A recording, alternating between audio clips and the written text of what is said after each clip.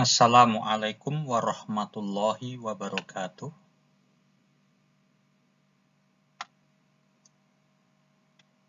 Kita berjumpa lagi dalam mata kuliah Manajemen SDM Strategik. Untuk kali ini saya akan menyampaikan bahan ajar tentang pengantar Manajemen SDM Strategik. Jadi kalau kita bicara tentang disiplin ilmu Manajemen SDM Strategik ini sebenarnya merupakan gabungan antara dua disiplin ilmu, yaitu manajemen SDM dengan manajemen strategik. Tentunya Anda pada semester-semester yang lalu juga telah mempelajari masing-masing bidang tersebut, ya. Anda mendalami manajemen strategik, ya, dalam mata kuliah tersendiri, dan juga manajemen SDM dalam mata kuliah tersendiri. Nah, dalam mata kuliah manajemen SDM strategik ini kita akan mengintegrasikan dan mensinergikan, ya, dua bidang ini. Ya. Nah, ini sebenarnya mulainya dari manajemen strategiknya. Ya, jadi nanti di awal-awal perkuliahan akan fokus, ya, mungkin sekitar 2 atau 3 pertemuan itu fokus untuk mereview kembali topik tentang manajemen strategik. Ya. Baru kemudian kita masuk ke bagaimana manajemen SDM ini bisa terintegrasi atau bersinergi dengan manajemen strategik. Jadi secara sederhana sebetulnya bisa kita katakan bahwa yang kita pelajari kali ini adalah bagaimana kita sebagai seorang profesional di bidang pengelolaan SDM, ya, atau yang populer dengan HRD, ya, kalau di perusahaan kita ini profesional, kita tempatkan diri kita sebagai seorang profesional HRD, ya, bagaimana kita selaku profesional HRD itu bisa menerjemahkan strategi dari top management sedemikian rupa sehingga kita bisa menyediakan SDM yang memang sesuai dengan kebutuhan strategis perusahaan. Ya, jadi misalnya kalau perusahaan kita, ya, strategi yang ditetapkan oleh top management adalah misalnya mengembangkan pasar baru dengan produk-produk yang inovatif. Nah, ini kita terjemahkan bagaimana. Ya, kira-kira SDM seperti apa yang bisa membantu perusahaan kita mencapai tujuan tersebut, gitu kan? Nah, kalau katakanlah memasuki pasar-pasar baru dengan inovasi misalnya, ya, baik inovasi produk maupun layanan, tentunya kurang lebih SDM yang akan dibutuhkan mereka-mereka yang kreatif, ya, yang inovatif, yang mau belajar, yang terbuka terhadap hal-hal baru dengan pengalaman baru. Nah, ini bagaimana kita menyiapkan SDM yang kurang lebih profilnya seperti itu. Tentu ini mulai dari proses perencanaan, ya, kemudian rancangan-rancangan dari jabatan yang ada, ya, kemudian rekrutmen, seleksi, training, sampai ke kompensasinya, itu tentu harus dirancang dengan setepat mungkin, ya, sesuai dengan keinginan strategis dari pihak top management. Kurang lebih itu yang akan kita pelajari dalam mata kuliah kita saat ini.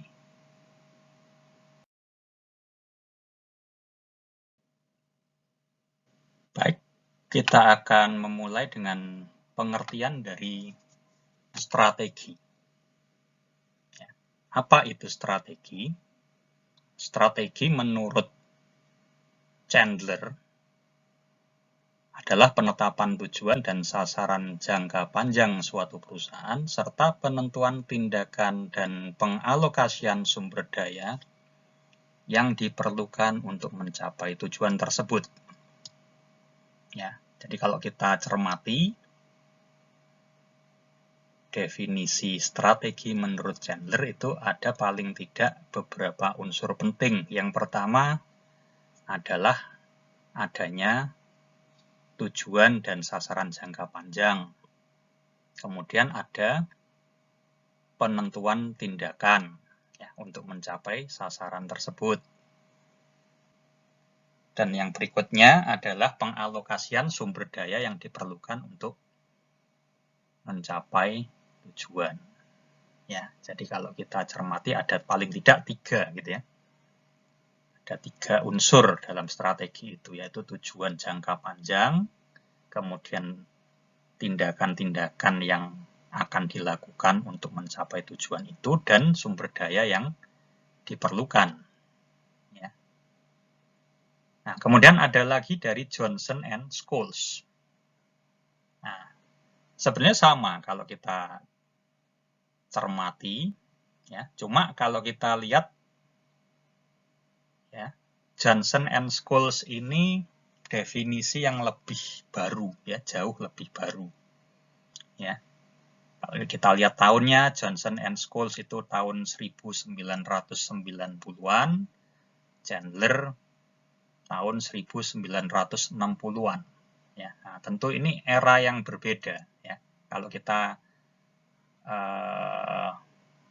lihat ya, pada tahun 1960-an tentunya situasinya tidak sekompleks pada tahun 1990-an ya, ketika Johnson dan Scholes mendefinisikan strategi. Jadi di sini kita lihat pada definisinya Johnson dan Scholes itu ada unsur lingkungan sudah mulai dipertimbangkan ya. Jadi bagaimana menyelaraskan ya tadi ya, tujuan ya, kemudian sumber daya itu tadi terhadap perubahan lingkungan ya, khususnya terhadap pasar, pelanggan, dan klien. Kemudian satu hal lagi di sini, ada satu unsur lagi yang penting yang mungkin belum muncul pada definisi sebelumnya, yaitu stakeholders ya. Di sini perusahaan sudah mulai mempertimbangkan para pemangku kepentingan ya. Jadi banyak pihak-pihak yang sebetulnya berkepentingan terhadap perusahaan. Ya, kalau dulu mungkin orang cuma menganggap perusahaan itu kaitannya hanya dengan pelanggan dan pemasok mungkin gitu ya. Kalau sekarang dengan situasi yang semakin kompleks ya, semakin banyak pihak yang berkepentingan ya. Selain supplier dan pelanggan, ada misalnya pemerintah, masyarakat ya. Kemudian juga mungkin pesaing. Nah, pesaing ini juga tentunya hubungannya bukan cuma, kalau dulu mungkin cuma masalah berlomba dalam memasarkan produk gitu ya. Kalau sekarang sudah lebih dalam lagi gitu ya. Artinya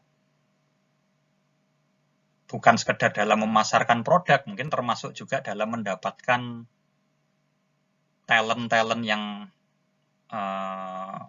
unggul gitu ya, SDM yang unggul, lalu strategi juga untuk bisa menempatkan diri dalam ya, bersaing dalam menempatkan diri, memposisikan diri secara lebih baik di masyarakat ya. Jadi ada program-program CSR itu ya,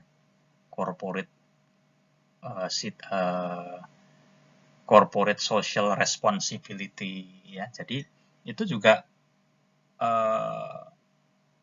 sebuah persaingan untuk membangun image gitu ya. Nah, jadi semakin banyak gitu ya kompleksitas yang terjadi. Jadi hubungan antara perusahaan dengan pesaingnya itu tidak semata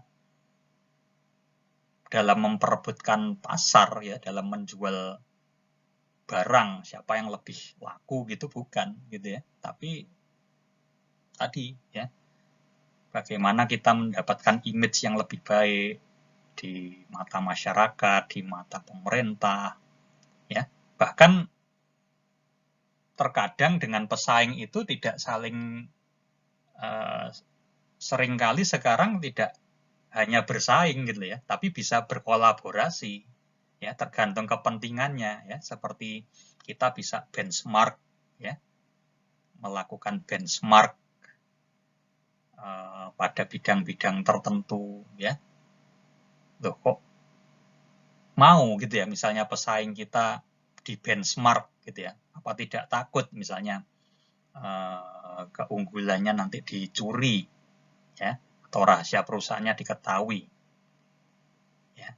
Nah ini juga menarik gitu ya, ternyata setelah dipelajari berdasarkan pengalaman, diteliti, sebenarnya sesekali melakukan kolaborasi itu justru bagus ya, karena di situ nanti kita bisa saling istilahnya belajar juga gitu ya, meskipun ada hal-hal yang juga tetap harus disimpan, dirahasiakan gitu ya. Tapi pada bidang-bidang tertentu kita bisa membuka diri untuk apa? Saling belajar. Ya. Kalau kita bersedia membagi keunggulan kita, mungkin perusahaan lain juga bersedia memberikan apa semacam kiat-kiat juga yang bisa kita pelajari, meskipun dalam dunia bisnisnya bersaing gitu ya. Nah, jadi ini unik kita hubungan dengan para stakeholders ini ya. Jadi ini bisa menimbulkan apa? Kompleksitas yang baru.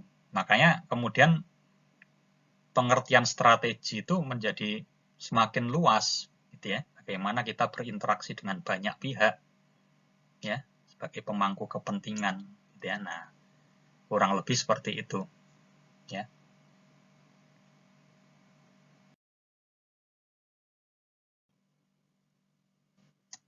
Nah, setelah membahas tentang pengertian strategi, kita masuk sekarang ke pengertian manajemen strategik. Ya, jadi di sini ada definisi dari Whelan dan Hanger yang sifatnya umum ya. Jadi menurut Whelan dan Hanger, apapun yang diputuskan dan kemudian ditindaklanjuti oleh pihak manajemen perusahaan, baik itu top management, middle management, ataupun first line management, yang mana keputusan dan tindakan tersebut akan menentukan kinerja jangka panjang suatu perusahaan, maka itu tercakup dalam manajemen strategik. Ya. Jadi apakah itu keputusan di bidang marketing, atau keputusan di bidang keuangan, di bidang SDM, di bidang produksi, ya, sepanjang itu akan menentukan kinerja jangka panjang suatu perusahaan, maka itu dikatakan sebagai bagian dari manajemen strategik.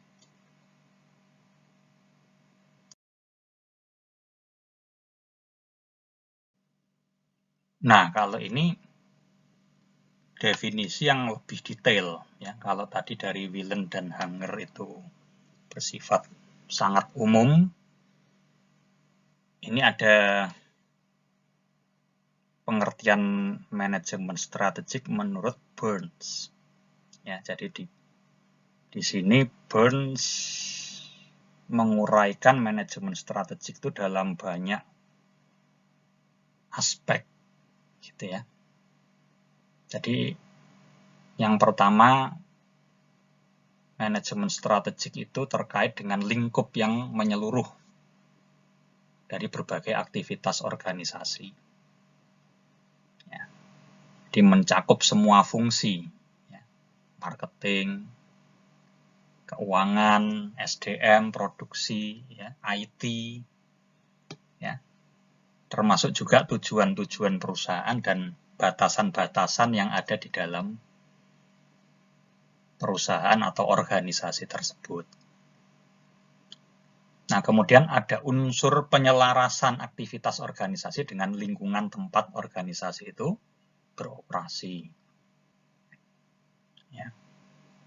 Kemudian ada proses untuk memastikan bahwa struktur, praktik, dan prosedur yang ada di organisasi itu bisa membantu organisasi mencapai tujuan.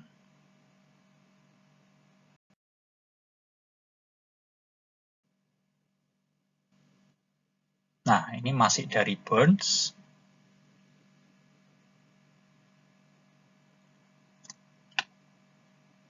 Jadi, dalam manajemen strategik, menurut Burns itu ada unsur penyelarasan aktivitas organisasi dengan kapabilitas sumber daya. Ada proses penilaian, ya, audit gitu ya, sampai seberapa jauh sumber daya yang layak bisa disediakan untuk memanfaatkan kesempatan atau menghindari ancaman dalam lingkungan organisasi. Ya, jadi kita memetakan ya sumber daya yang kita miliki, baik itu SDM, keuangan, ya, teknologi, ya, aset-aset yang ada, mungkin pabrik, gedung, itu seberapa jauh bisa dimanfaatkan untuk mengambil kesempatan-kesempatan yang muncul. Ya. Nah, kalau memang kurang, bagaimana kita mendapatkan? Nah, ini langsung terkait dengan poin berikutnya ya. Bagaimana kita mendapatkan sumber daya yang diperlukan? Ya. Kalau misalnya justru sumber daya itu sudah nggak menguntungkan atau bahkan bisa menjadi sumber kerugian, nah bagaimana melepaskannya? Ya. Nah, terus bagaimana mengalokasikan sumber daya itu ke bidang-bidang yang memang tepat, yang memang memerlukan. Ya, karena setiap fungsi dalam perusahaan, marketing, produksi, SDM, ya itu tentu punya kebutuhan-kebutuhan sendiri yang harus disesuaikan dengan strategi perusahaan, gitu ya. Nah, kemudian untuk menghindari ancaman juga, apakah sumber daya yang kita miliki sekarang sudah cukup kuat untuk bisa menghindari ancaman atau menghadapi ancaman dari lingkungan organisasi. Ya, kalau masih kurang, bagaimana cara mendapatkannya? Atau kalau ada yang justru memberatkan perusahaan, perlu diputuskan apakah ini mau dilepas, ya, dijual mungkin, ya, atau mau dialokasi ulang, atau seperti apa. Ya. Nah, ini hal-hal yang menjadi bagian dari manajemen strategik. Ya. Nah, kemudian yang terakhir, menerjemahkan sekumpulan variabel internal dan eksternal yang kompleks dan dinamis yang dihadapi oleh organisasi menjadi sekumpulan tujuan masa depan yang jelas dan terstruktur. Ini sebenarnya poin yang terakhir ini seperti merangkum poin-poin yang sebelumnya, gitu ya. Jadi sebenarnya pada poin-poin yang sebelumnya kan kita sudah melihat, gitu kan ya. Ada banyak variabel, baik internal maupun eksternal yang sifatnya kompleks dan dinamis, itu bagaimana kita membacanya, menerjemahkannya secara tepat sehingga nanti kita bisa memikirkan tujuan yang sesuai dengan kondisi tersebut. Ya, jadi masa depan kita seperti apa itu harus selaras dengan kondisi internal dan eksternal yang ada saat ini. Ya, tidak boleh dipaksakan ke kondisi yang terlalu ideal padahal situasinya tidak mendukung misalnya. Ya. Nah, jadi kita menetapkan tujuan harus yang realistis, yang jelas dan terstruktur. Ya, ada tahapan-tahapannya. ya, ada standar-standarnya, target-target yang jelas, ya. Nah, sehingga nanti bisa diimplementasikan dalam operasional sehari-hari.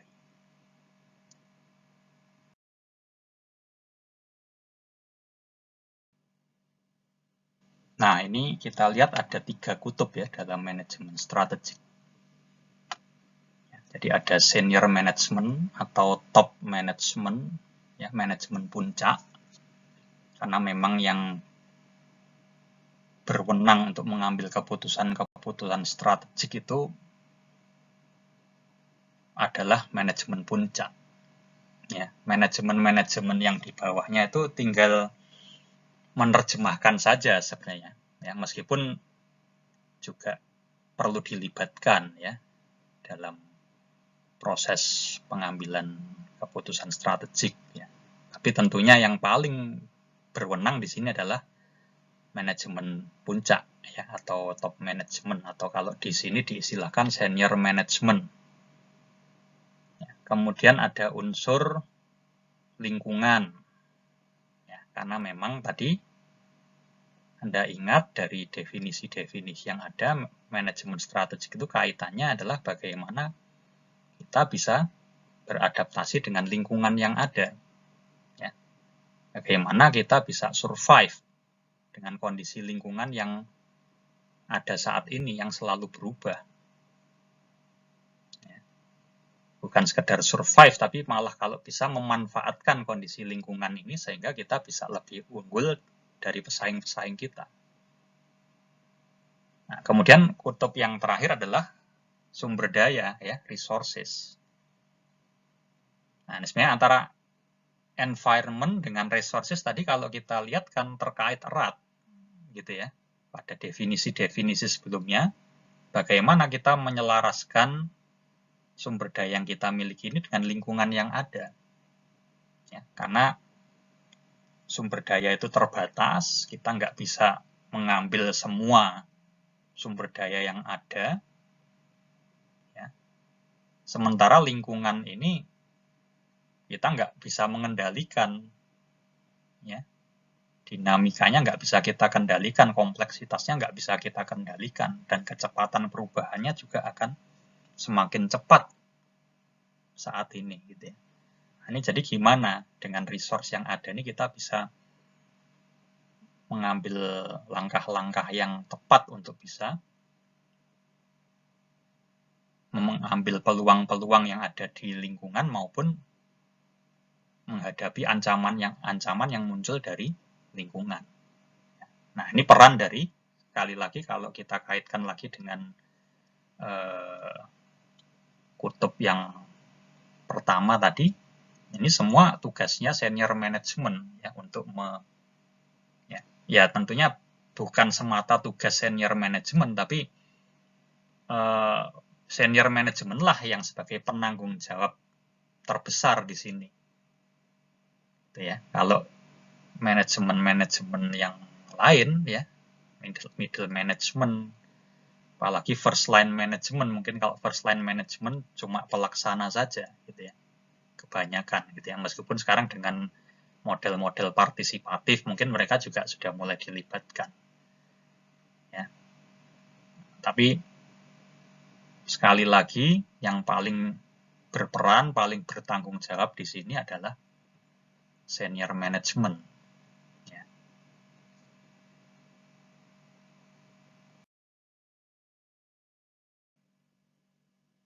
Oke, selanjutnya kita di sini melihat sebuah model manajemen strategik menurut Breton dan Gould. Ya, kalau kita lihat pada langkah yang pertama itu ada penetapan misi dan tujuan. Ya, jadi di sini ditentukan filosofi manajemennya seperti apa, nilai-nilai yang harus dimiliki oleh perusahaan apa, ya, atau disepakati oleh semua anggota organisasi, ya, apakah nilai-nilai kerja keras, kejujuran, ya, lalu filosofi manajemennya apakah keunggulan bersaing mungkin ya, atau mungkin ada unsur-unsur tanggung jawab sosial, ya, selain mencari profit. Nah, itu adalah filosofi dan nilai-nilai. Ya, ini ditetapkan di awal. Ya, karena ini bisa dikatakan ruhnya sebuah organisasi atau perusahaan itu ya pada filosofi dan nilai-nilainya. Ya, kalau kita mencari karyawan nanti juga dalam proses seleksi bisa disaring berdasarkan kesamaan filosofi atau nilai-nilai yang dimiliki. Ya, jadi jangan sampai kita menerima orang yang tidak sama nilai-nilainya dengan nilai-nilai perusahaan, karena nanti sepandai apapun orang itu, dia kemungkinan besar akan mengalami masalah adaptasi di dalam perusahaan itu. Ya, dan satu saat mungkin dia akan resign gitu ya, karena mungkin dia mengalami konflik batin gitu ya, karena ketidaksamaan nilai. Ya. Ini juga kerugian buat perusahaan ya, karena proses rekrutmen, seleksi, training itu juga memakan biaya gitu ya. Ketika kita sudah berinvestasi sedemikian besar untuk mendapatkan karyawan-karyawan terbaik, ya, dan memang kita dapatkan orang-orang yang kompetensinya atau keahliannya memang sesuai, tapi sayangnya tidak memiliki nilai-nilai atau filosofi yang sama dengan perusahaan, akhirnya juga 2 atau 3 tahun dia mungkin akan resign ya, akan pindah ke perusahaan lain yang bagi dia lebih cocok gitu ya. Nah, ini tentu kerugian. Jadi ini juga perlu ditetapkan di awal ya, karena ini akan menentukan proses-proses selanjutnya ya. Terutama pada bidang yang menjadi konsentrasi kita saat ini, ya ini SDM gitu ya. Oke, kemudian selanjutnya dilakukan analisis lingkungan ya. Nah, ini tadi ya, memotret kondisi internal, kekuatan dan kelemahan kita apa saja ya, kemudian melihat peluang dan ancaman dari lingkungan eksternal kita ya. Nah, ini harus dimonitor secara total gitu ya, secara menyeluruh. Ya. Nah, kemudian setelah kita bisa memetakan kondisi lingkungan baik internal maupun eksternal, pada langkah ketiga kita bisa memformulasikan strategi. Ya. Nah, ini bisa dibuat beberapa alternatif strategi, ya. Lalu dilakukan penilaian, ya, mana strategi yang lebih cocok. Makanya di sini ada proses pemilihan strategik gitu ya.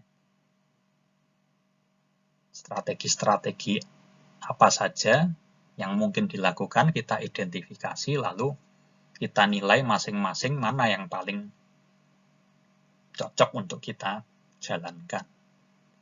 Ya. Baik itu nanti untuk level corporate, ya kalau ini sebuah perusahaan besar, ya sebuah grup perusahaan, maka dia buat strategi level corporate, atau level bisnis ya. Level bisnis berarti ya di perusahaan, kalau dia sebuah grup perusahaan yang mungkin level di anak-anak perusahaannya. Ya. Strategi pada anak-anak perusahaannya, atau strategi-strategi yang juga sifatnya fungsional. Ya. Strategi marketingnya seperti apa, strategi keuangannya, strategi SDM-nya, ya. Strategi IT-nya mungkin. Ya. Di strategi itu, kalau kita lihat nanti ada slide yang akan menunjukkan bahwa strategi itu berlapis gitu ya. Ada yang paling tinggi strategi tingkat corporate gitu ya.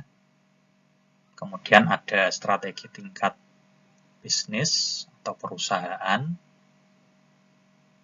ada strategi tingkat fungsional.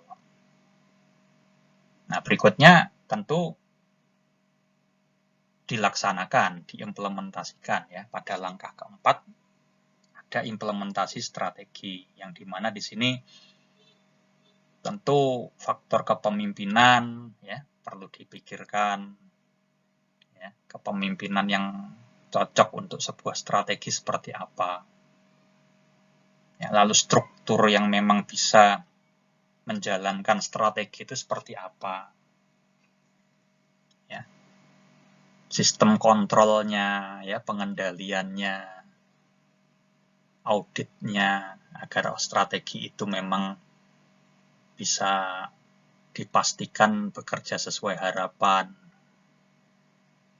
Nah, kemudian ini yang menjadi porsi kita sebetulnya yang terakhir ini, human resource ya. SDM-nya bagaimana? Ya. Untuk melaksanakan atau mengimplementasikan strategi itu dibutuhkan SDM dengan profil seperti apa, karakteristik seperti apa. Ini tugas kita ya, orang HRD gitu ya. Untuk mempersiapkan SDM yang dibutuhkan baik secara kuantitasnya maupun kualitasnya. Ya. Nanti banyak keputusan di sini, apakah mau diambil dari internal ya, apakah mau merekrut dari eksternal. Ya, apakah ada proses manajemen karir, ya, kemudian perancangan kompensasinya yang bisa memacu SDM itu untuk bekerja sesuai dengan strategi organisasi itu seperti apa. Ini perlu dipikirkan. Ya. Oke, yang terakhir, langkah yang kelima tentunya dievaluasi. Apakah strategi ini berjalan sesuai rencana. Ya, ada dua di sini ya, ada kinerja operasinya dan kinerja keuangannya.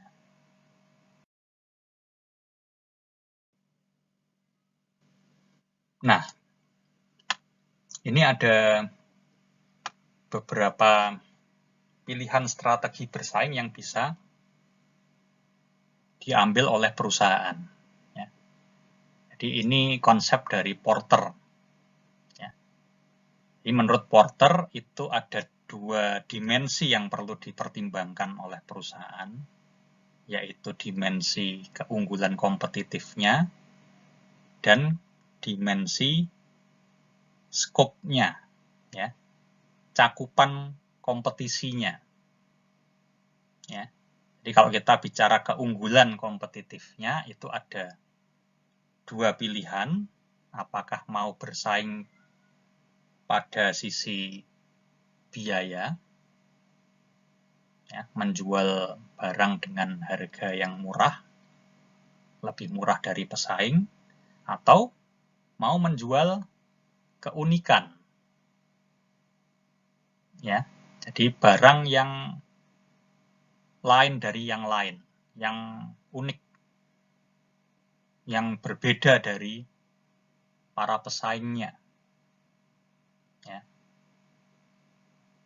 Nah, kemudian kalau dari sisi cakupan, scope, itu kita bisa menetapkan apakah kita akan mengambil target yang luas, ya, pasar yang luas, hampir seluruh pasar atau segmen kita layani, atau kita hanya melayani segmen tertentu saja yang sempit, gitu ya, yang jumlahnya sedikit, mungkin eksklusif, gitu ya.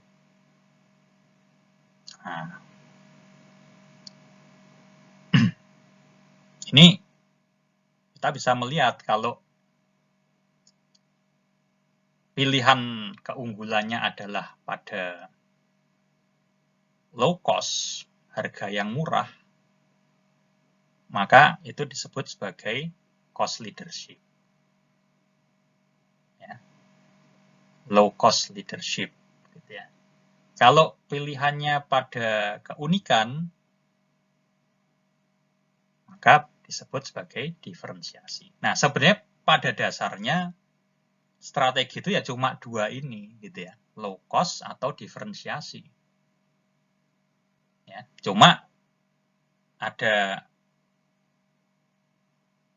scope itu tadi gitu ya. Jadi kalau low cost dan scope-nya luas ya sudah, berarti kita sebut saja low cost leadership. Tapi kalau low cost dan scope-nya sempit, ya, hanya melayani segmen pasar tertentu, ya, maka disebut sebagai fokus low cost leadership. Ya. Atau kalau kita menetapkan diferensiasi dan pasarnya luas ya disebut diferensiasi gitu aja. Tapi kalau diferensiasi dan hanya pada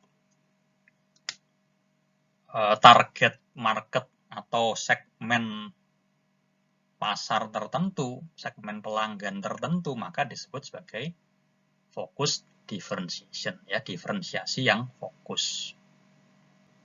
Ya. Nah, contohnya kalau low cost leadership itu Walmart, ya. Jadi menjual harga yang murah dengan harga yang murah untuk target pasar yang luas. Ya, Walmart itu kalau di Indonesia ini ya semacam yang lebih kita kenal mungkin Giant, Carrefour gitu ya, Hypermart gitu ya. Jadi retail gitu ya, retail yang besar. Ya. Jadi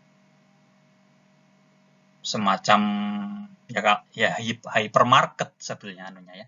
Kan ada minimarket, ada supermarket, ada hypermarket gitu ya. Kalau kita bicara retail itu ya. Nah, Walmart ini hypermarket gitu ya. Dia punya satu sistem yang sudah dikenal ya dan menjadi contoh bisnis-bisnis lain yang ada di dunia, yang dia bisa jual item-item barang yang sangat banyak, ya, mulai dari makanan, pakaian, barang-barang elektronik dan lain-lain, ya, itu dengan harga yang murah sekali, gitu ya. Dan pasarnya luas ya, mulai dari anak kecil, remaja, orang dewasa, orang tua, ya, karena itu barang-barang kebutuhan sehari-hari, gitu ya. Nah, itu contoh low cost leadership. Kalau differentiation, nah kalau di sini contohnya Tommy Hilfiger, ya. Nah, ini kebanyakan kan memang produk-produk fashion gitu ya. Seperti Guess, mungkin kalau di Indonesia ya yang dikenal Guess, Gucci mungkin ya, atau merek-merek parfum mungkin ya kan, parfum Benetton ya, ya banyak lah ya. Intinya ini produk-produk yang menjual keunikan ya. Mungkin kalau jam Rolex ya kan, atau Casio ya, semacam itu. Ya, jadi ada diferensiasi, ada keunikannya dibanding dengan produk-produk yang lain atau merek-merek yang lain. Nah, kalau yang low cost fokus ya, itu contohnya di sini rent a wreck cars ya. Jadi ini kurang lebih rental mobil, tapi mobilnya yang nggak terlalu prima kondisinya ya. Biasanya kalau rental itu kan mobilnya bagus-bagus gitu ya, mobil yang dirawat dengan bagus ya, dan memang mobil-mobil yang punya image gitu ya, karena biasanya orang nyewa itu ya untuk menjaga image-nya gitu ya, misalnya untuk bertemu klien ya, mengadakan pertemuan bisnis, ya dia butuh mobil yang representatif, dia bisa sewa, ya. Atau mobil yang kondisinya memang bagus untuk perjalanan jauh, ya, untuk keluarga yang mau mudik mungkin butuh mobil yang kondisinya prima. Nah, ini kalau di Amerika sana mungkin ada peluang bisnis menyewakan mobil-mobil yang kondisinya nggak terlalu prima, ya mungkin untuk segmen yang memang nggak punya terlalu banyak dana, ya, atau anggarannya terbatas, tapi dia membutuhkan transportasi. Makanya di sini ada persewaan mobil tapi yang kondisinya tidak terlalu prima, tapi masih layak jalan lah, ya. Itu bisa jadi di Amerika sana ada pelaku bisnis yang melihat ini ada segmen-segmen yang butuh mobil tapi dananya terbatas. Dan segmen ini nggak banyak gitu ya sebenarnya, nggak banyak. Karena kebanyakan orang-orang yang sewa mobil tentunya orang-orang yang berduit gitu ya, orang-orang yang budgetnya besar gitu ya. Nah, tapi ada segmen ini ada sehingga dimanfaatkan gitu ya. Dan digarap dengan serius gitu kan. Sehingga bisa jadi bisnis yang prospektif gitu ya. Nah, kalau yang focus differentiation ini contohnya di sini dicontohkan perusahaan yang menjual peralatan mendaki gunung. Nah, ini jadi dia menyasar segmen-segmen para pendaki gunung yang memang jumlahnya di masyarakat mungkin kan tidak banyak orang-orang yang punya hobi yang berisiko tinggi seperti ini, gitu kan ya. Nah, makanya dia memilih saya fokus pada segmen ini. Ya, biasanya ini juga pelaku bisnisnya orang yang paham betul, gitu ya. Dia mestinya juga seorang pendaki gunung juga. Ya, atau mantan pendaki gunung, atau dia punya komunitas yang cukup kuat di masyarakat pendaki gunung gitu ya, komunitas pendaki gunung gitu ya. Sehingga dia paham kebutuhan-kebutuhan mereka dan dia memilih untuk fokus di situ. Ya, menjual keunikannya pada segmen ini gitu ya. Mungkin peralatan pendakian gunungnya memang yang kelas-kelas premium gitu ya. Yang inovatif, inovasi-inovasi terbaru dalam peralatan pendakian gunung yang dia jual. Tuh, kurang lebih seperti itu ya. Jadi nanti silahkan Anda kalau misalnya mulai tertarik untuk berbisnis, itu Anda bisa pilih salah satu, mau fokus kemana. Nah, tentunya ini nanti kembali pada definisi-definisi yang sebelumnya, ya. Melihat sumber daya yang Anda miliki saat ini seperti apa. Ya. Dan tentunya passion gitu ya, passion Anda di mana ya, karena berbisnis itu juga harus sesuai dengan passion kita gitu ya, dengan minat kita ya, kurang lebih seperti itu.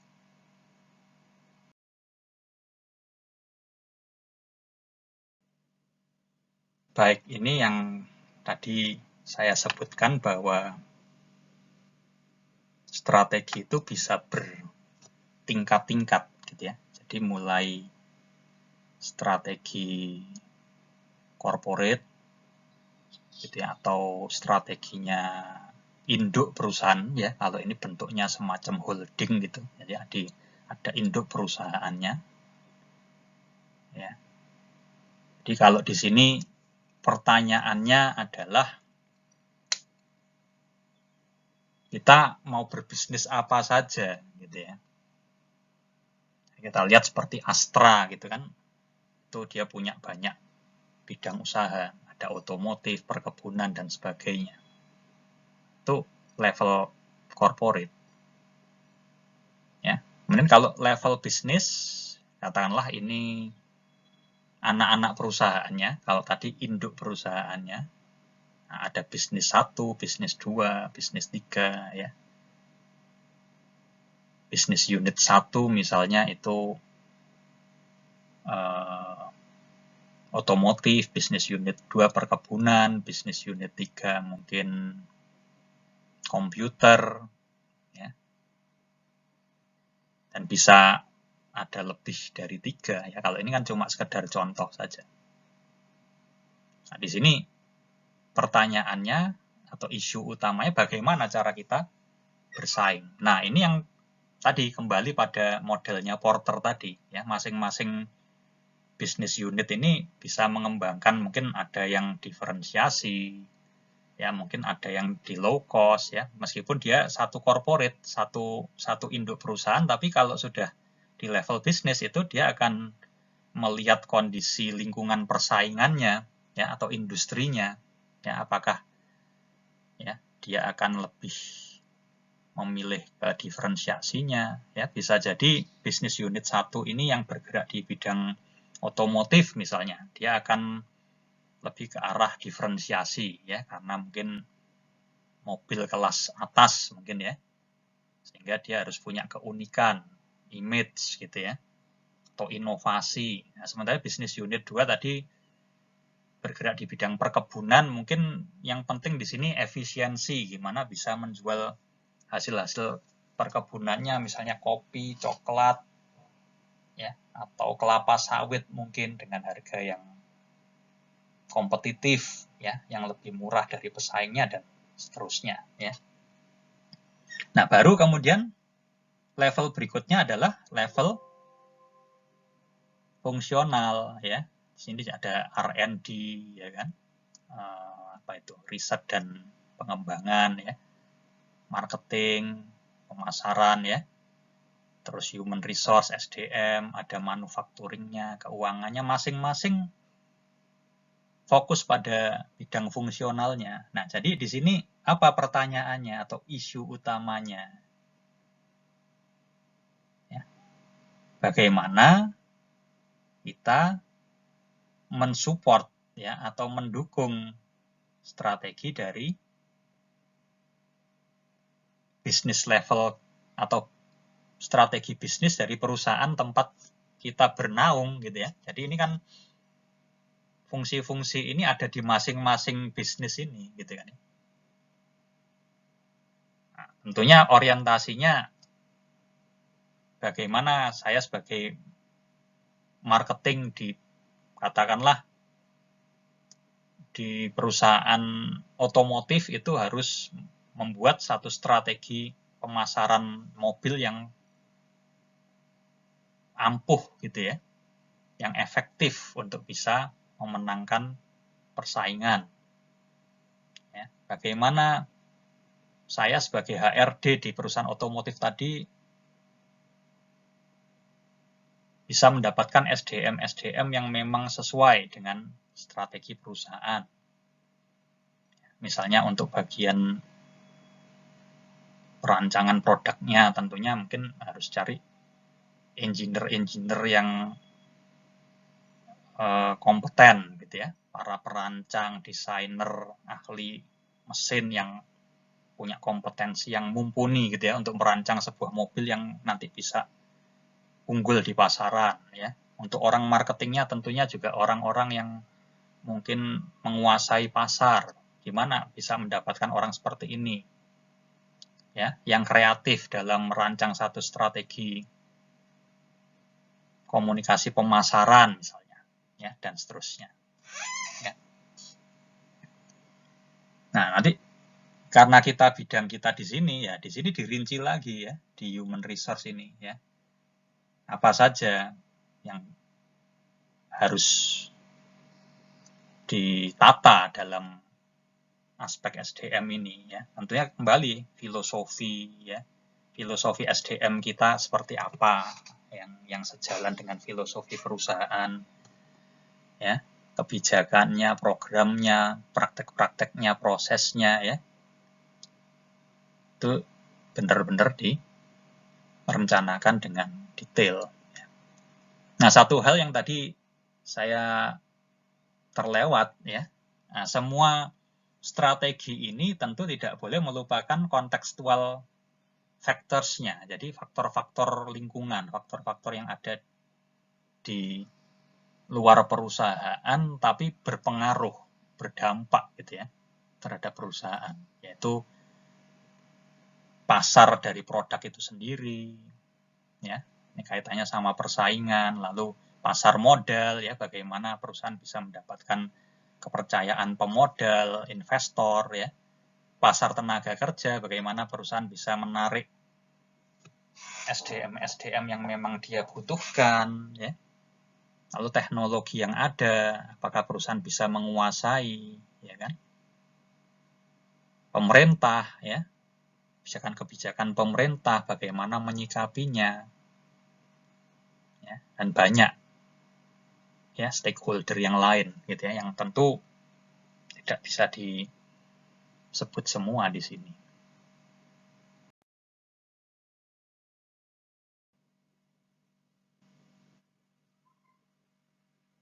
Oke, mengapa kita harus mengelola SDM secara strategis?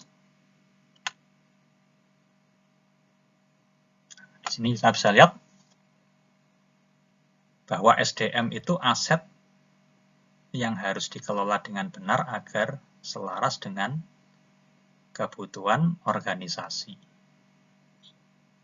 Ini sebenarnya sudah terungkap ya pada bahasan-bahasan di slide sebelumnya, gitu ya. Yang penting di sini organisasi harus bisa memastikan bahwa mereka mendapatkan SDM yang tangguh dan bisa mengatasi berbagai tantangan kompetitif utama di masa kini dan masa mendatang. Ya, jadi memang isu utamanya memang gimana sih selain kompetensi-kompetensi yang sifatnya teknis ya, itu tentu pasti harus ya sesuai dengan core bisnisnya masing-masing perusahaan.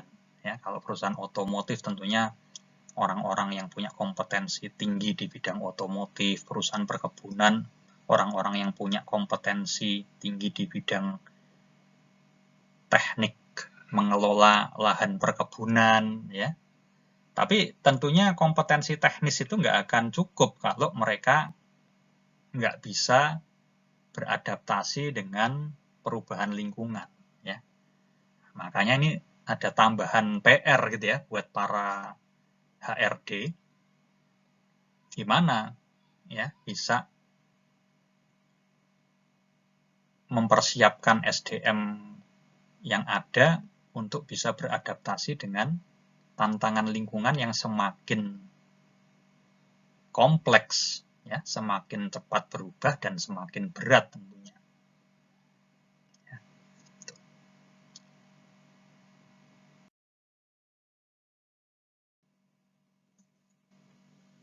Dan juga jangan dilupakan bahwa tantangan yang lain di sini adalah banyaknya pemangku kepentingan yang harus dipertimbangkan oleh organisasi.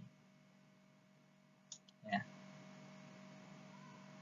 Yang antara lain adalah tentu saja investor, ya. Kemudian pelanggan, masyarakat, ya. Terus organisasi lainnya ya termasuk pesaing gitu ya. Sudah kita bahas tadi di slide yang sebelumnya. Kemudian anggota organisasi ya dalam hal ini karyawan. Ya.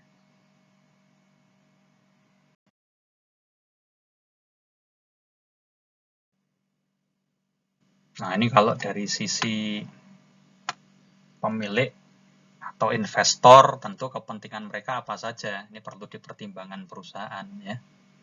Tentu mereka ingin keuntungan finansial, reputasi perusahaan yang baik, ya, image yang selalu meningkat dari waktu ke waktu, ya, dan tentunya keberlangsungan jangka panjang, ya, bagaimana perusahaan ini bisa bertahan dalam jangka panjang.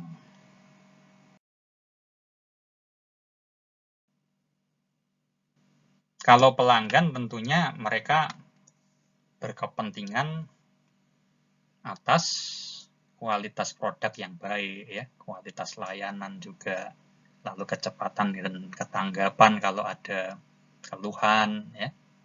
Lalu harga yang terjangkau, kemudian inovasi produk yang memang ada manfaatnya buat mereka, dan juga kenyamanan, ya, baik itu kenyamanan dalam penggunaan produk maupun kenyamanan dalam menerima layanan. Ya.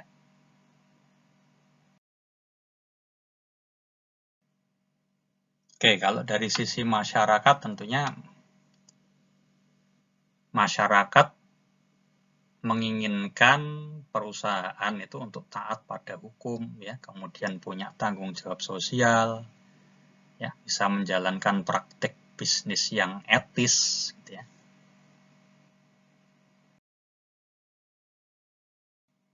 Nah, ini kalau dari sisi organisasi lain, ya. Organisasi lain itu siapa saja?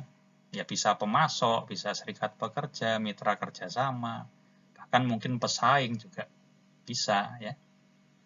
Mereka berkepentingan apa terhadap perusahaan kita? Ya, yang diharapkan dari kita tentu apa? Bisa diandalkan, bisa dipercaya, ya, bisa sama-sama memecahkan masalah secara kolaboratif. Ya, jadi ini juga penting untuk membangun image kita, gitu.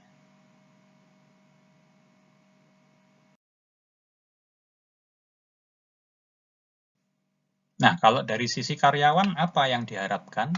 Ya, tentunya kompensasi yang layak, ya, berupa gaji, tunjangan, bonus, ya, kemudian lingkungan kerja, kondisi kerja yang baik, yang nyaman, yang sehat, aman, ya, dan yang tidak kalah pentingnya tentu kepastian kerja jangka panjang. Ya. Ini mau nggak mau perusahaan harus berusaha untuk tetap survive, tetap eksis, gitu ya, supaya tetap bisa menjadi tempat para karyawan mendapatkan mata pencaharian mereka, gitu ya.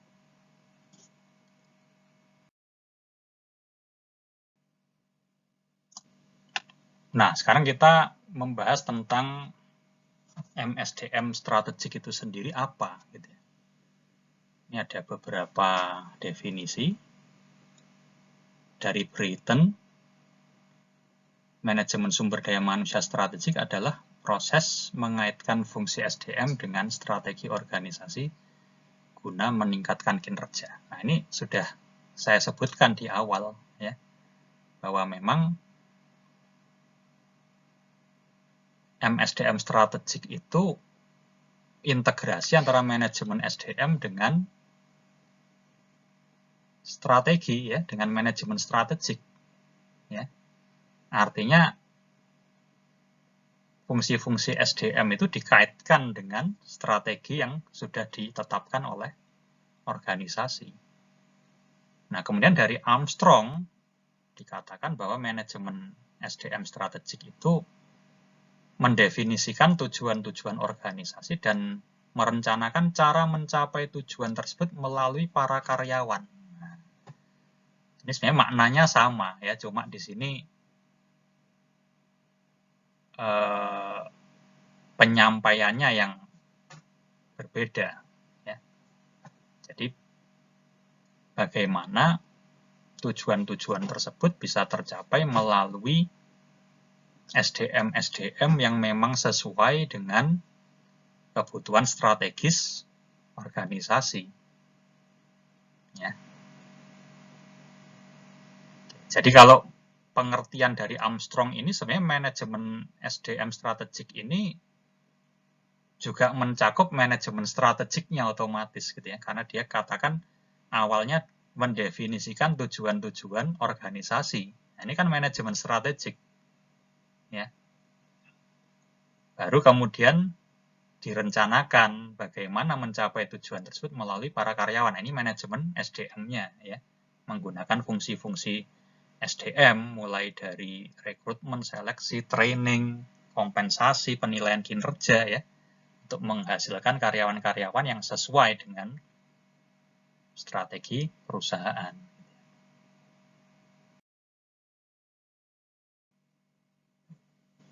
Nah, ini masih menurut Armstrong, manajemen SDM strategik itu proses yang menggunakan pendekatan menyeluruh untuk mengembangkan strategi-strategi SDM yang terintegrasi secara vertikal dengan strategi perusahaan dan secara horizontal satu sama lain. Nah, ini ada hal baru yang kita lihat di sini ya. Kalau integrasi vertikal itu sudah sejalan dengan apa yang kita bahas pada slide-slide sebelumnya. Ya, karena kalau kita ngomong integrasi vertikal ya otomatis itu integrasi dengan strategi perusahaan. Gitu ya. Tapi di sini yang baru, ya, yang baru kita temukan dari bahasan kita, ya, itu adalah integrasi horizontal. Artinya apa? Ya manajemen SDM ini harus bisa integratif dengan fungsi-fungsi yang lain, dengan marketing, ya, dengan produksi, keuangan. Dan ini sangat natural gitu ya, karena memang tugas kita memenuhi kebutuhan SDM ya di seluruh fungsi yang ada di semua perusahaan, di semua bagian perusahaan maksudnya. Ya. Otomatis kita harus paham ya, rekan-rekan kita yang di marketing itu butuh SDM seperti apa, rekan-rekan kita di keuangan butuh karakteristik SDM bagian keuangan yang seperti apa, kawan-kawan kita di produksi ya membutuhkan orang-orang produksi yang seperti apa, mulai dari manajer produksinya, manajer pabriknya, supervisornya ya, operator mesinnya dan sebagainya.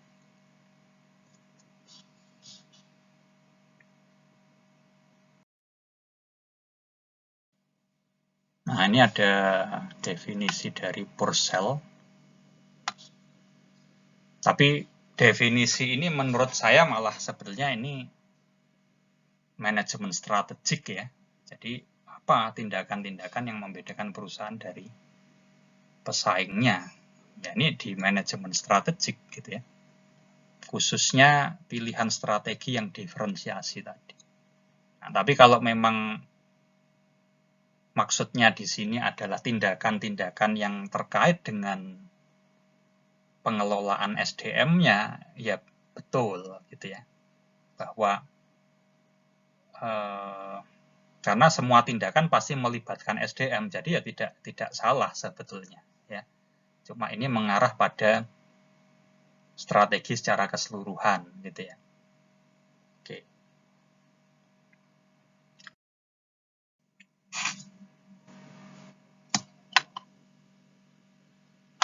Nah, ini ada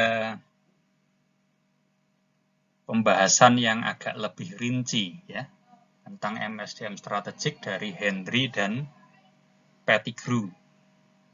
Ya. Jadi di sini MSDM strategik itu pertama pasti ada perencanaan.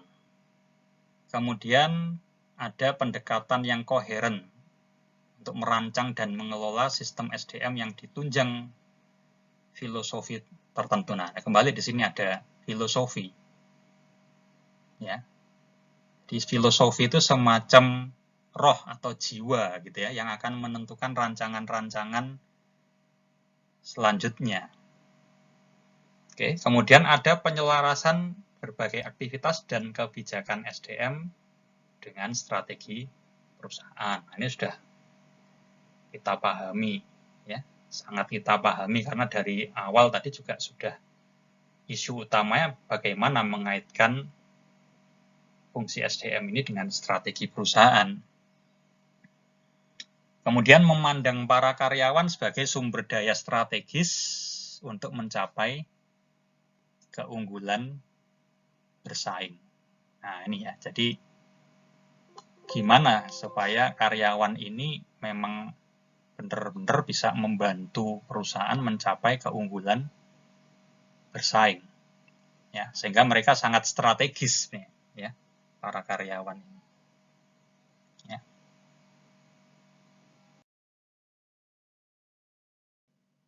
Nah, ini kita bertemu dengan segitiga lagi. Ya. Tapi segitiga yang kali ini menunjukkan bahwa lingkungan menjadi variabel mediator bagi MSDM strategik. Ya. Jadi maksudnya bahwa lingkungan ini ya mengaitkan antara strategi SDM dengan strategi bisnis.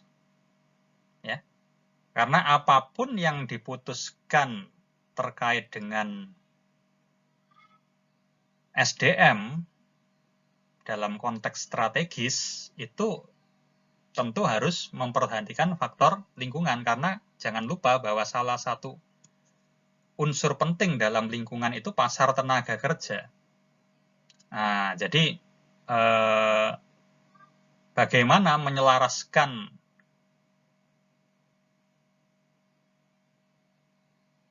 pasar tenaga kerja, ketersediaan tenaga kerja, ya sisi supply gitu ya. Kalau kita bicara perencanaan SDM itu ada supply and demand dari SDM, bagaimana pengelola SDM atau HRD itu melihat ketersediaan di pasar tenaga kerja dari sisi supply tentunya, dan dengan kebutuhan atau demand yang muncul dari strategi bisnis. Nah, ini makanya peran MSDM strategik ini sangat ditentukan oleh lingkungannya. Ya, langkah-langkah yang mau diambil, apakah merekrut dari eksternal atau melakukan pelatihan secara internal, itu akan sangat ditentukan oleh lingkungan. Ya, di samping itu juga lingkungan yang dinamis itu akan sangat mempengaruhi ya perkembangan teknologi, perkembangan ilmu pengetahuan, ya tren-tren dalam profesi itu akan harus dipantau, ya akan sangat perlu dipantau oleh para profesional di bidang HRD ya, supaya dia bisa menyarankan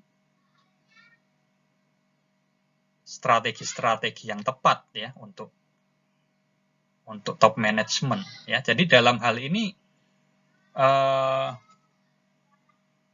profesional SDM ya atau HRD itu bukan sekedar menerjemahkan strategi dari top management, tapi juga harus bisa ikut memberi masukan gitu ya yang tepat pada top management gitu ya. Ya, jadi ada proses dua arah gitu ya, bukan satu arah saja dari top management ke HRD, tapi juga dari HRD ada masukan-masukan yang berharga setelah melihat atau memonitor kondisi lingkungan yang ada, ya. Terutama lingkungan-lingkungan yang terkait dengan tenaga kerja tentunya ya, sesuai kompetensinya.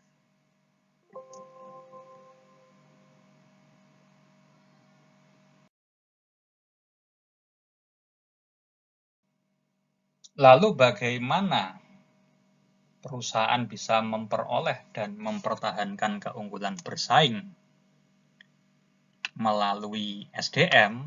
Nah, ini ada 3 kondisi yang harus dipenuhi. Ya. Yang pertama, harus dipastikan bahwa karyawan-karyawan kita itu merupakan sumber nilai tambah, ya, ada added value-nya. Kayaknya perlu ada proses audit, proses evaluasi kinerja yang secara berkesinambungan ya untuk memonitor ya, apakah karyawan-karyawan kita ini dari yang level atas, dari direktur sampai ke level bawah, mungkin operator mesin atau bahkan OB, mungkin itu ada nilai tambahnya. Ya. Nah, kalau nggak ada nilai tambahnya, mungkin ya kalau masih bisa diupayakan melalui pelatihan mungkin atau redesign dari jobnya ya, job redesign itu perlu diupayakan gitu ya. Tapi kalau sudah tidak ada nilai tambahnya sama sekali, ya mungkin harus di PHK gitu ya. Cuma PHK-nya tentu harus yang manusiawi ya, yang mengikuti ketentuan-ketentuan dari pemerintah tentunya ya, ada pesangon yang layak, lalu kemudian dia juga dipersiapkan masa depannya mungkin dengan dibekali kemampuan berwirausaha, itu perlu dilakukan ya supaya tidak timbul gejolak gitu ya.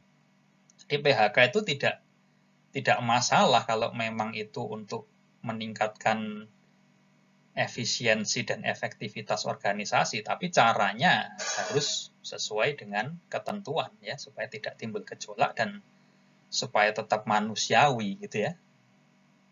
Kemudian tentunya kita harus berupaya mendapatkan karyawan yang langka ya. Jadi langka ini banyak ya, langka kompetensi teknisnya, langka mungkin karakter kepribadiannya atau karakter kepemimpinannya mungkin ya, passionnya ya, atau experience-nya ya, pengalamannya. Ini gimana caranya kita cari talent-talent yang langka ini. Oke, kemudian budaya yang tidak bisa ditiru. Nah, ini juga sulit juga ya. Budaya ini gimana kita bisa menghasilkan budaya yang nggak bisa ditiru perusahaan lain, karena sebetulnya budaya itu hampir mirip satu sama lain gitu ya. Saya kira saat ini juga tidak ada perusahaan yang tidak menekankan pada service excellent. Semua mengatakan service excellent gitu ya. Terus mungkin bicara soal kedisiplinan ya. Mana ada perusahaan yang kemudian tidak menekankan disiplin atau malah sebaliknya ya, menyuruh karyawannya untuk tidak disiplin, tidak ada ya.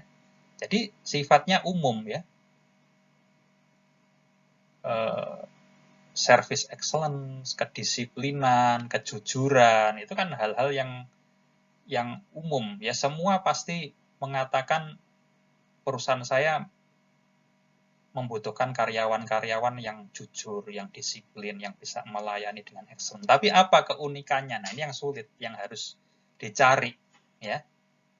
Dan mungkin mencarinya mungkin juga sebetulnya sudah ada akarnya di organisasi itu sendiri, cuma belum terungkap gitu ya. Nah, ini biasanya butuh jasa konsultan yang berpengalaman ini untuk bisa mengeluarkan budaya-budaya yang asli dari perusahaan itu sendiri dan bisa menjadi kekuatan gitu ya.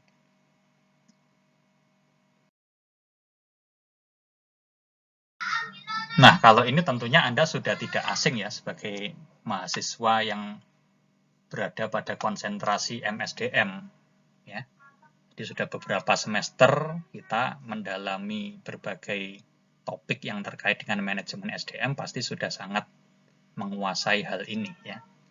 Jadi di awal tentunya ada perencanaan SDM. Ya, tapi di sini perencanaan SDM dalam konteks strategik harus mengantisipasi perubahan ya. Karena bisa jadi kita merencanakan kebutuhan SDM untuk 3 tahun ke depan ya. Itu aja sudah belum ada 2 tahun, mungkin nanti sudah ada perubahan yang signifikan yang mengharuskan kita merevisi rencana kita. Ya, jadi kalau era sekarang ini mungkin secara tahunan harus dievaluasi yang namanya rencana, karena bisa jadi sudah kurang relevan dengan keadaan lingkungan, ya saking cepatnya perubahan itu. Ya, kemudian tentu ada analisis jabatan dan pemodelan kompetensi. Nah, ini penting juga ya. Terkait pemodelan kompetensinya ini juga berkembang terus dari waktu ke waktu dengan sangat cepat. Ya. Bidang-bidang yang sekarang lagi tren mungkin setahun 2 tahun lagi sudah berubah, sudah digantikan oleh hal-hal yang lain gitu ya. Nah, ini perlu kita pantau terus gitu ya. Kemudian rekrutmen, ya, seleksi, pelatihan, nah, ini semua harus dilaksanakan dengan sebaik mungkin. Ya. Di dalam pelatihan ini gimana kita mengasah karyawan kita agar semakin kompetitif. Ya. Nah, ini tadi pernah saya katakan tentang benchmarking, ya. ini terkait ya. Jadi karyawan yang kompetitif itu yang bagaimana? Tentunya yang bisa bersaing dengan karyawan pada bidang yang sama di perusahaan yang lain. Jangan sampai ketinggalan dari sisi keahliannya, ya, kompetensinya, ya, wawasannya. Nah, ini kalau memang ada peluang untuk melakukan benchmarking dengan perusahaan lain, ini kita bisa melihat. Nah, kalau soal karyawan saya kira tidak ada masalah, ya. Beda dengan rahasia perusahaan yang terkait dengan teknologi, ya kan, keunggulan produk. Tapi kalau untuk karyawan saya kira sudah lebih terbuka, gitu ya, saling bertukar informasinya antara satu perusahaan dengan perusahaan lain, ya. Apalagi ada asosiasi-asosiasi profesi, ya tentunya semakin terbuka juga. Sekarang yang standar kompetensinya pada satu bidang tertentu itu apa? Seperti apa, ya?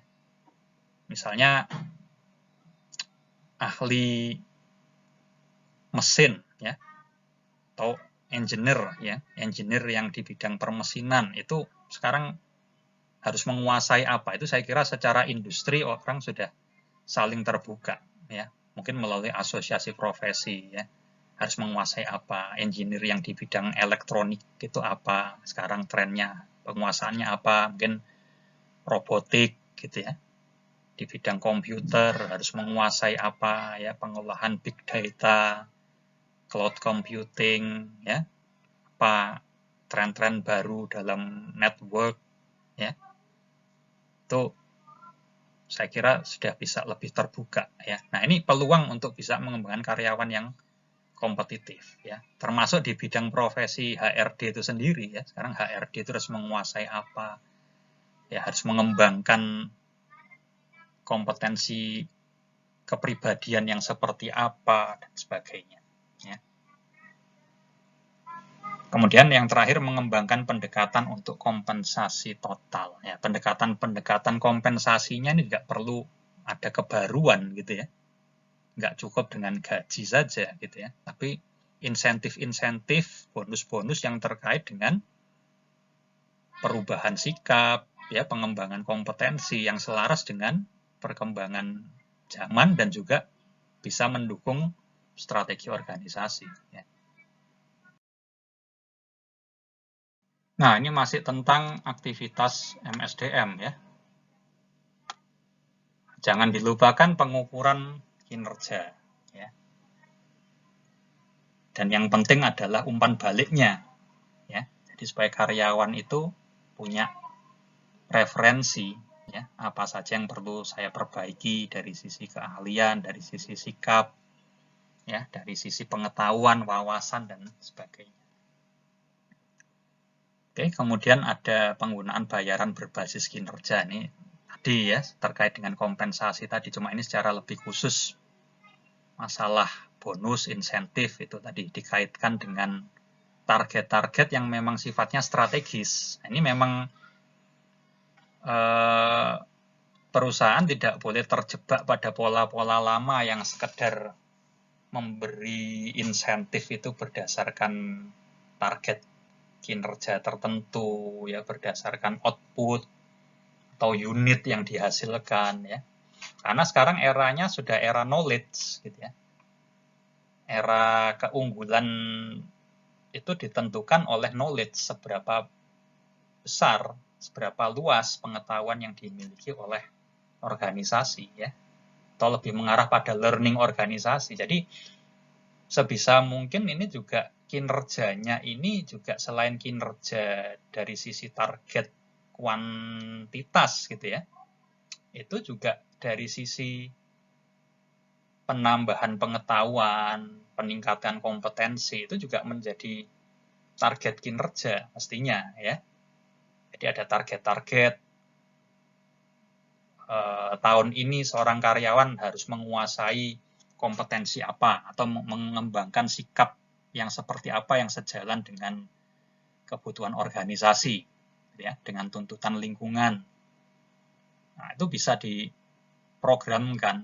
Ya, tentunya memang prosesnya tidak mudah, gitu ya. Jadi dari sisi organisasi atau HRD-nya sendiri juga harus bisa merumuskan ya apa saja itu tadi knowledge yang diperlukan, sikap ya, attitude yang sejalan dengan perkembangan zaman sekarang ini yang seperti apa, sikap-sikap mental seperti apa, soft skill apa yang harus dikembangkan.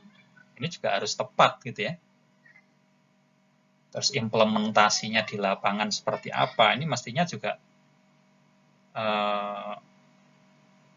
perlu dirumuskan standar-standarnya, lalu dituangkan dalam rencana kinerja karyawan, dan di situ dirancang ya, dirancang untuk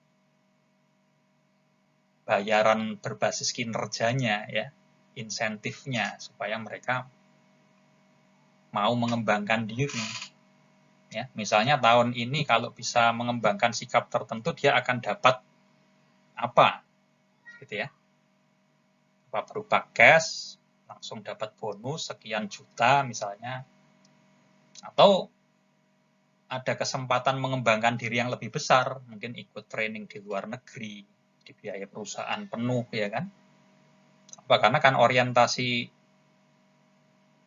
karyawan itu juga nggak cuma uang gitu ya, apalagi kalau gajinya memang sudah tinggi, dia sudah mencapai tingkat karir tertentu yang secara finansial sudah sangat mencukupi, mungkin dia akan beralih pada kebutuhan yang lain ya, kebutuhan aktualisasi diri ya. Itu perlu dipetakan juga ya, masing-masing orang tentu beda gitu ya. Oke, kemudian memberi tunjangan dan layanan ya pasti ya kan. Meningkatkan keselamatan dan kesehatan di tempat kerja, ini juga harus dijaga tentunya ya. Dan serikat pekerja serta perundingan bersama ya. Ini juga untuk mempertahankan organisasi supaya tetap kondusif. Ini serikat pekerja juga perlu dilibatkan mestinya ya dalam setiap keputusan ya, karena mungkin perubahan lingkungan itu bisa jadi nanti menuntut perubahan-perubahan yang cukup drastis. Ini kalau nggak dikomunikasikan dengan serikat pekerja bisa timbul gejolak ya. Misalnya soal PHK itu tadi ya, karena tuntutan lingkungan ya, perubahan teknologi yang cepat, banyak karyawan yang mungkin sudah nggak bisa mengikuti tren yang ada, terpaksa harus dilakukan PHK. Ini perlu pembicaraan dengan serikat pekerja ya. Jadi gimana caranya ya, strategi untuk melakukan perampingan perusahaan tapi dengan cara yang baik gitu ya, yang manusiawi ya, dan tidak mengurangi produktivitas gitu ya. Ya siapa tahu juga karyawan-karyawan yang di PHK itu juga dibekali kemampuan berwirausaha dan bisa jadi mitra perusahaan juga gitu ya, untuk mengembangkan bisnisnya perusahaan juga bisa saja gitu ya. Jadi harus dilihat peluang-peluang seperti itu, tidak boleh tutup mata kita ya.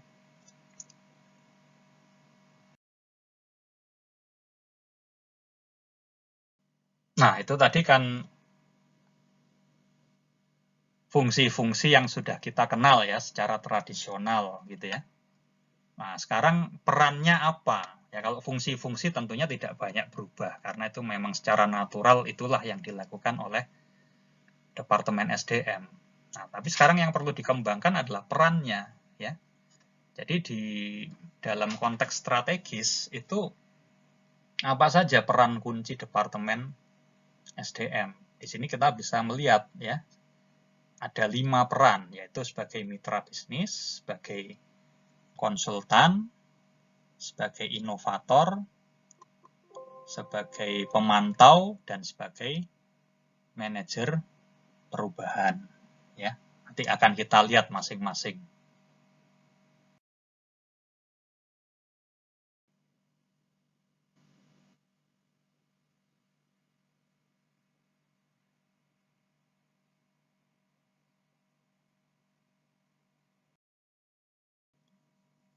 Oke, ini sebagai mitra bisnis, Departemen SDM perlu menunjukkan perhatian pada tujuan seluruh stakeholders.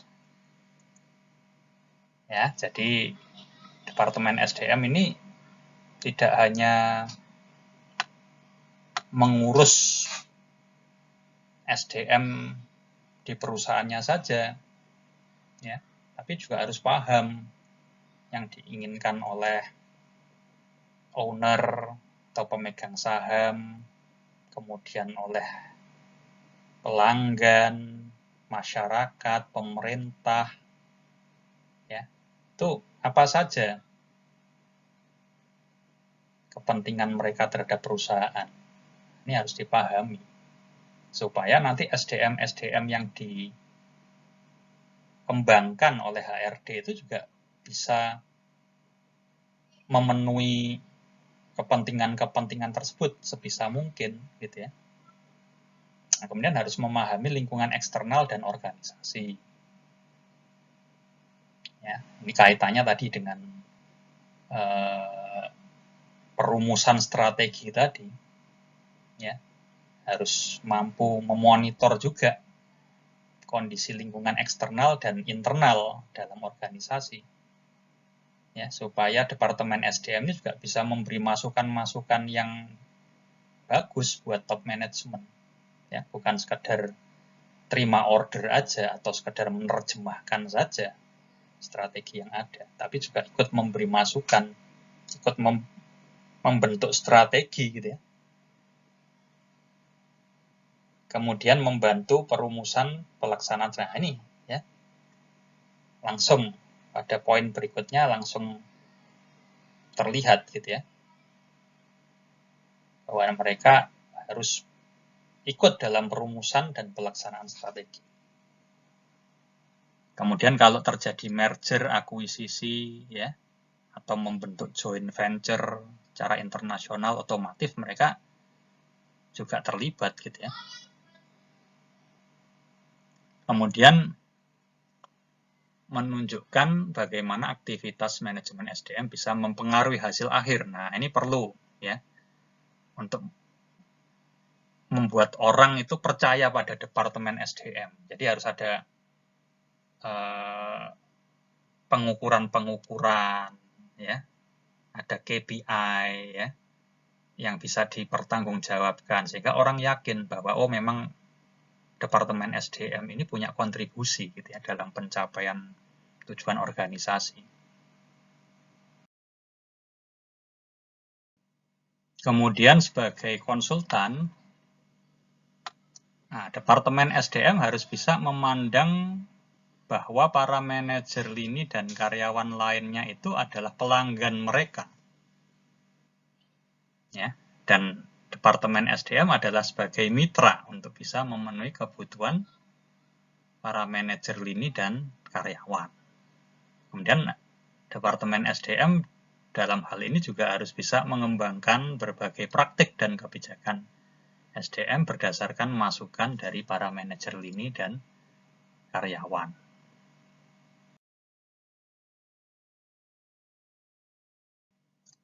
Lantas ini sebagai inovator. Nah, di sini Departemen SDM harus mampu berinisiatif untuk melakukan tindakan yang memang diperlukan. Ya, jadi harus peka ya terhadap tuntutan situasi atau tuntutan lingkungan. Ya. Di inisiatif tidak harus dari posisi top manajemen atau posisi-posisi yang sifatnya lini gitu ya. Karena selama ini kan sering diposisikan memang Departemen SDM ini bagian yang supporting aja gitu ya, bukan bagian yang sifatnya line management seperti marketing ya, keuangan mungkin ya. Tapi sekarang tidak seperti itu ya, karena SDM ini menjadi sesuatu yang penting dan strategis. Ya, sehingga di sini Departemen SDM juga harus punya inisiatif. Ya. Kemudian juga proaktif dalam memanfaatkan e-learning, internet, teknologi baru lainnya untuk bisa meningkatkan layanan SDM. Dan tentunya harus terus merevisi dan memutakhirkan kebijakan dan praktik SDM.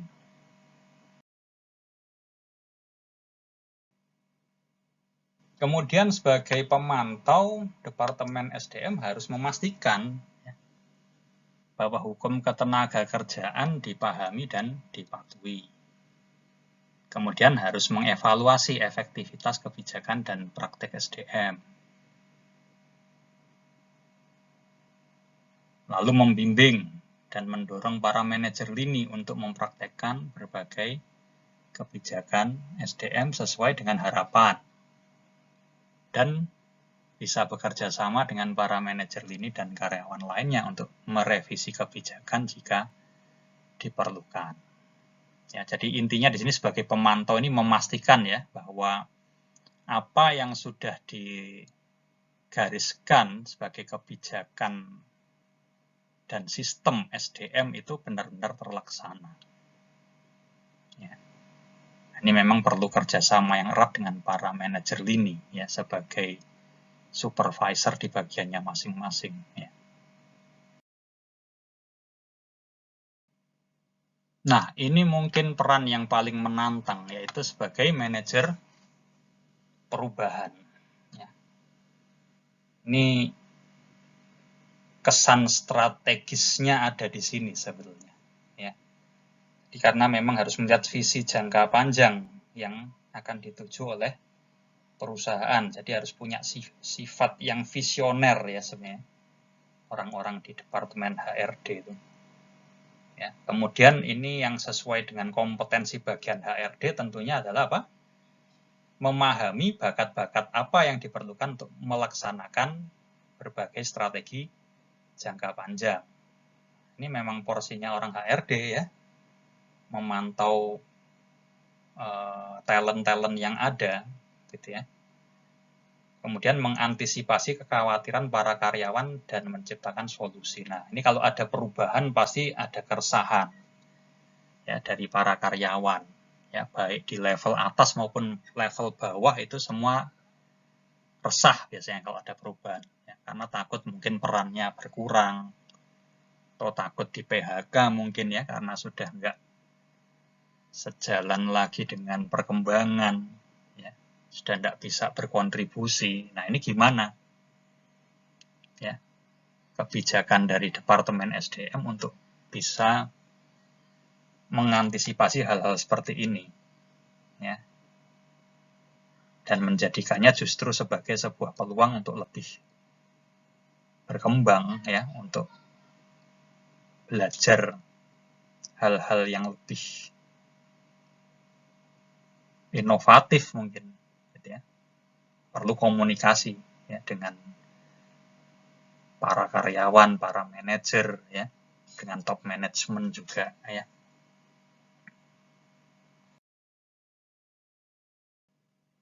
Nah, ini ada 3 model strategi SDM yang bisa diterapkan. Ya. Ada model berbasis kontrol, ada model berbasis sumber daya, ada model yang integratif. Oke, berikutnya akan kita bahas satu persatu. Baik, ini yang pertama control based model ya. Jadi model yang berbasis kontrol atau pengendalian. Ya. Jadi di sini memanfaatkan struktur manajemen dan strategi SDM untuk mengontrol seluruh aspek pekerjaan guna memastikan produktivitas tenaga kerja yang tinggi dan tingkat profitabilitas ya. Jadi ini lebih ke arah instrumen ya, teknik pengendalian ya. Jadi di sini lebih banyak monitoring ya, pemantauan terhadap perilaku karyawan ya. Ini yang control based model. Kemudian yang berikutnya resource based model. Jadi ini berbasis pada sumber daya. Ya. Jadi model ini didasarkan pada sifat pertukaran imbalan dengan upaya atau reward and effort. Ya. Jadi ini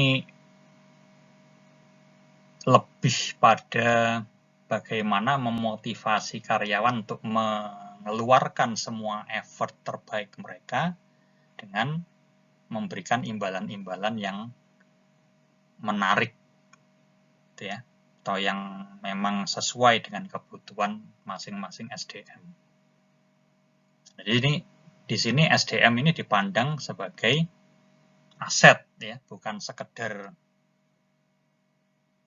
biaya variabel, gitu ya, tapi aset yang perlu dikembangkan. Ya.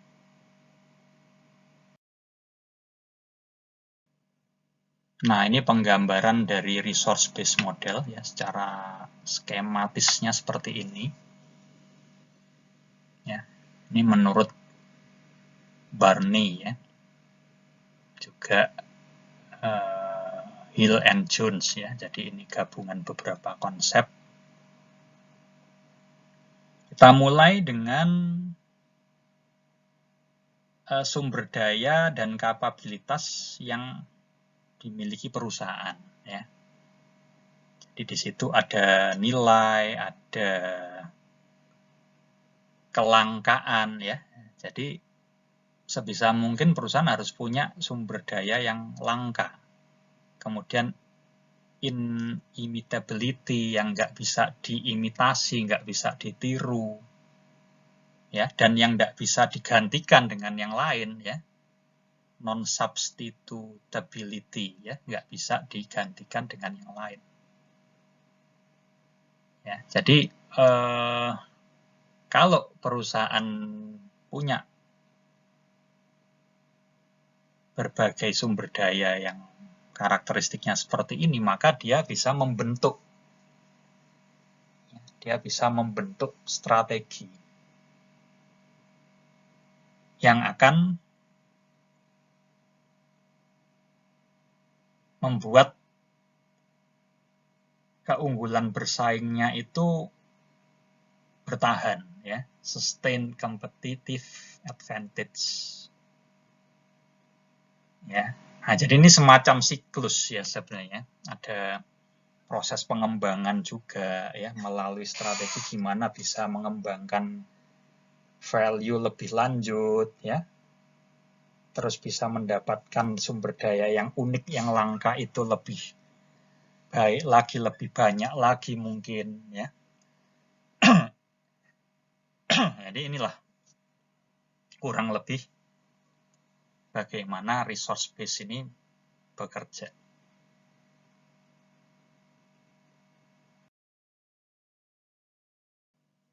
Nah, model yang terakhir adalah model yang integratif, ya, sesuai dengan namanya ini menggabungkan, ya, mengintegrasikan dua model yang sebelumnya.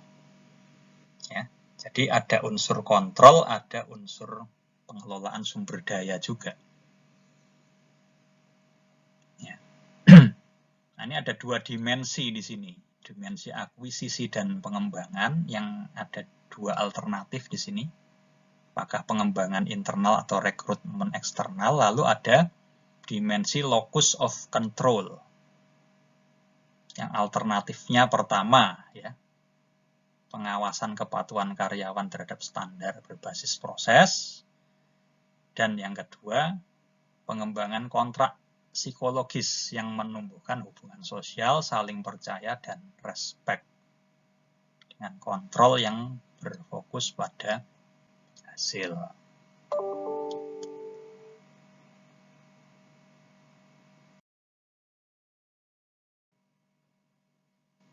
Nah, ini model integratif kalau digambarkan seperti ini, ya. Ini menurut Bamberger dan Mesoulam, ya. Jadi tadi kan ada dua dimensi, yaitu locus of control, ya. Atau di sini terlihat lebih lengkap istilahnya locus of workplace control. Jadi locus of kendali di dalam tempat kerjanya, ya, di perusahaan itu. Ya, kemudian ada dimensi yang terkait dengan akuisisi. Ya, apakah akuisisi secara internal atau secara eksternal. Kita bisa lihat bentuk-bentuk strategi SDM yang terbentuk di sini. Ya. Jadi kalau kita lihat pertama misalnya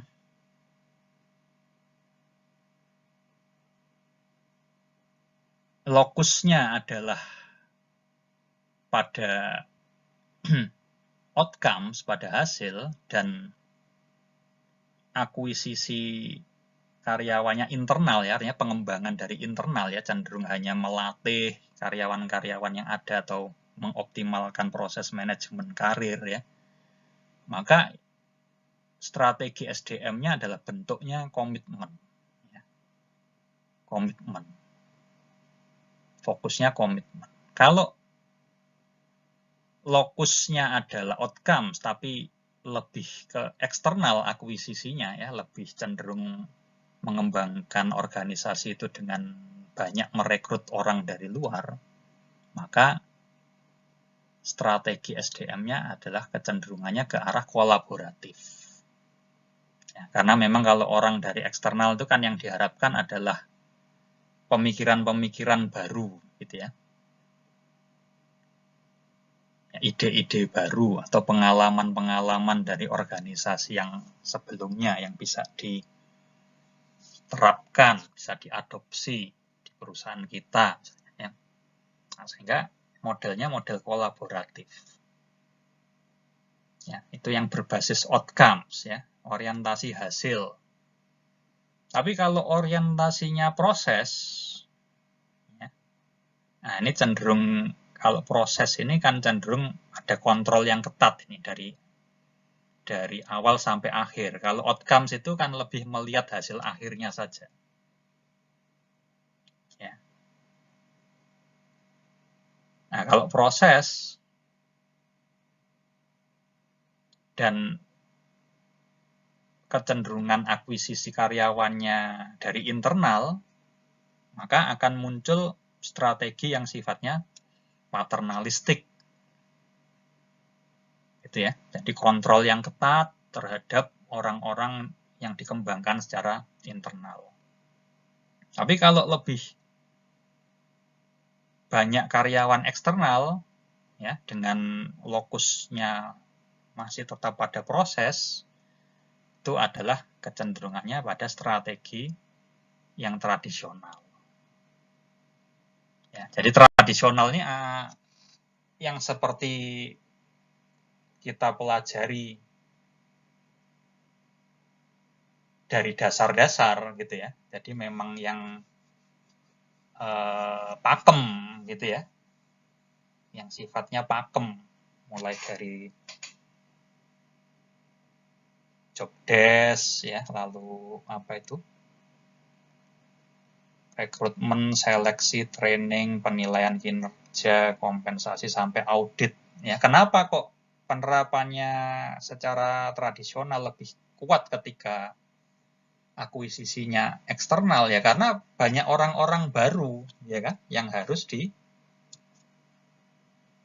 dikontrol dengan sistem, ya, karena mungkin kita memang butuh kompetensi mereka, tapi mungkin mereka secara budaya kan harus diinternalisasi dulu ke organisasi kita, ke budaya organisasi kita, ke sistem kita. Ya, jadi modelnya lebih pakai sistem, disebut tradisional HR. Kalau paternalistik kan lebih ke arah sebetulnya kekeluargaan, gitu ya. Karena ini orang-orang yang sudah lama, orang-orang yang sudah paham dengan nilai-nilai perusahaan, budaya perusahaan, ya. Tapi masih harus dikontrol secara proses, cuma kontrolnya itu secara paternalistik, ya, dengan pendekatan keguyupan, gitu ya, pendekatan apa ya, pengayoman, ya, dari para pemimpin, ya, atau orang-orang yang dituakan. Nah, ini semacam itu. Nah, ini pada akhirnya ya terserah ya, nanti mau pakai yang mana. Tentu harus disesuaikan dengan kondisi yang ada. Gitu ya. Jadi ini bukan masalah mana yang lebih bagus gitu ya.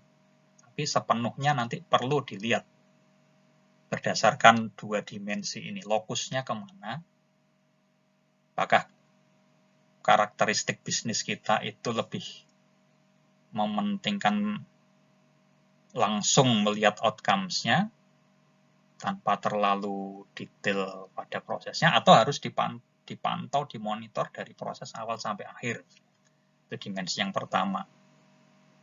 Ya. Lalu dimensi yang berikutnya, karyawannya kebanyakan dari mana? Dari internal atau eksternal ya. Ketika ada pengembangan, ada kebutuhan atau formasi-formasi baru, itu diisi dari internal sendiri atau eksternal. Nah, dua dimensi ini akan menentukan pilihan strategi SDM kita. Ya, jadi tidak ada strategi mana yang lebih baik kaitannya dengan efektivitas organisasi itu tadi. Ya. Strategi yang terbaik adalah yang paling sesuai dengan kondisi dan situasi yang memang ada di dalam organisasi itu sendiri. Jadi memang perlu ada kepekaan di sini, gitu ya. Oke, jadi saya kira materi kita cukupkan sampai di sini. Ya, terima kasih atas perhatiannya. Semoga sukses.